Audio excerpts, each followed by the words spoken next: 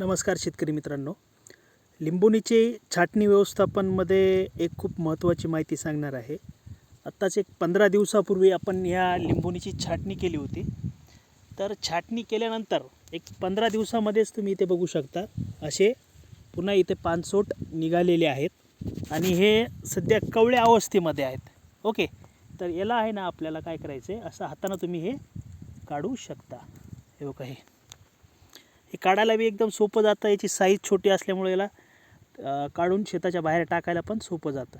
तर याला कवळ्या अवस्थेत असतानाच आपल्याला काय करायचं आहे, काढायचं आहे, जेणेकरून जे आहे लिंबोणी छाटणीचा जे आपला खर्च आहे तो आपला कमी होऊ शकेल. हे बघा, मी एक हाताच्या साहाय्याने सुद्धा काढू शकत आहे. तुम्ही इथे बघू शकता. हे आपल्याला असं कवळ्या अवस्थेतच असताना जर आपण काढलं तर काय आपल्याला प्रत्येक वेळेस जे लिंबोणी छाटणीसाठी जो खर्च येतो तो कमी होऊ शकतो. आय होप तुम्हाला ही माहिती आवडली असेल. माहिती आवडली तर असेच नवनवीन व्हिडिओ पाहण्यासाठी तुम्ही चॅनलला सबस्क्राईब करू शकता. तर भेटूया मित्रांनो नवीन व्हिडिओमध्ये नवीन माहितीसोबत. तोपर्यंत धन्यवाद.